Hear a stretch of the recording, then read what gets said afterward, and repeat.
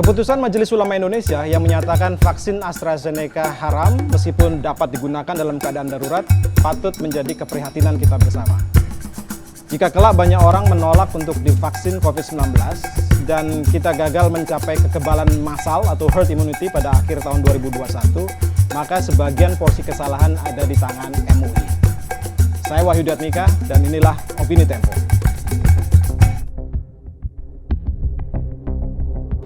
Kekisruhan ini berawal pada Jumat 19 Maret 2021 ketika Komisi Fatwa Majelis Ulama Indonesia akhirnya mengumumkan keputusan mereka mengenai status halal haram vaksin AstraZeneca. Keputusan majelis ini sudah cukup lama ditunggu karena sekitar 2 minggu sebelumnya sekitar 1 juta vaksin AstraZeneca telah tiba di Indonesia. Menurut penelusuran Komisi Fatwa, akhirnya diputuskan bahwa vaksin tersebut haram. Meskipun begitu, MUI memastikan vaksin itu masih bisa digunakan dengan sejumlah alasan. Pertama, karena kondisi darurat. Kedua, karena tidak ada pilihan lain. Dan juga karena sudah ada jaminan keselamatan atau jaminan efikasinya dari pemerintah. MUI menyatakan vaksin AstraZeneca haram karena ada unsur babi dalam proses produksi vaksin tersebut. Tentu ini fatwa yang sangat kontroversial. Ada beberapa alasan. Pertama, vaksin ini sudah digunakan di puluhan negara lain tanpa banyak keberatan serupa.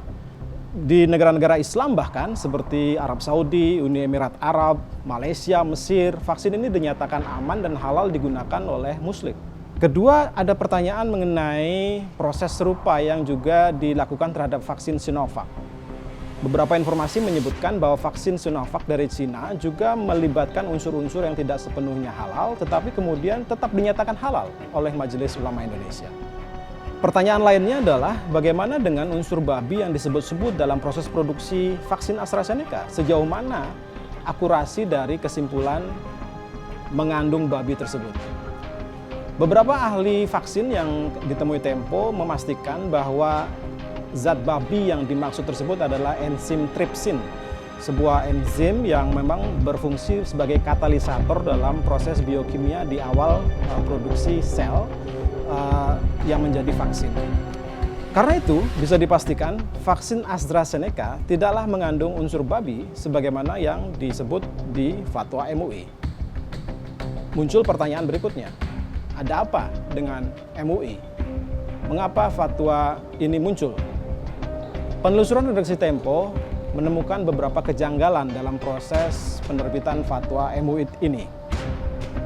Beberapa sumber menceritakan bagaimana ada unsur-unsur atau oknum-oknum di dalam MUI yang mencoba memperdagangkan fatwa tersebut. Ada beberapa negosiasi yang meminta imbalan atas fatwa tersebut. Tentu ini masih dugaan yang harus diverifikasi lebih lanjut, tetapi muncul pertanyaan-pertanyaan. Sejauh mana sebetulnya kesahihan dari fatwa tersebut? Wakil Presiden, Bapak Maruf Amin tentu juga punya tanggung jawab untuk menjelaskan sejauh mana tuduhan tentang proses transaksional di balik fatwa ini akurat atau tidak. Nasi sudah menjadi bubur. Fatwa haram atas vaksin AstraZeneca sudah dikeluarkan. Bagaimana dampaknya terhadap keberlangsungan vaksinasi COVID-19 masih menjadi pertanyaan. Tapi kita bisa belajar dari apa yang terjadi ketika pemerintah menggulirkan vaksinasi MR atau measles rubella, vaksin campak 2 tahun yang lalu.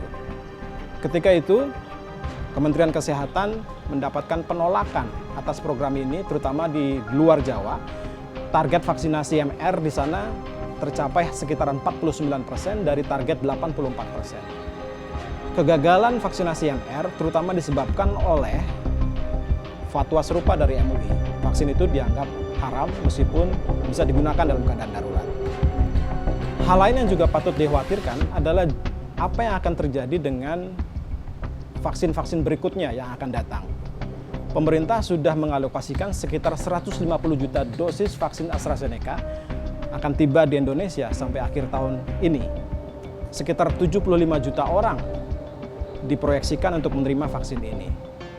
Jika terjadi penolakan besar-besaran, apa yang akan terjadi pada target kekebalan bersama atau herd immunity yang ingin dicapai? Pemerintah saat ini tidak punya pilihan selain terus menjalankan program vaksinasi COVID-19. Fatwa haram MUI mengenai vaksin AstraZeneca ini bisa menjadi momentum untuk mendudukkan bagaimana sebetulnya posisi dalil-dalil agama dalam perdebatan-perdebatan mengenai isu kesehatan atau isu saintifik di masyarakat. Selama ini banyak orang menggunakan dalih haram atau halal untuk berbicara mengenai isu yang sebetulnya tidak betul-betul terkait dengan agama. Vaksin termasuk salah satunya.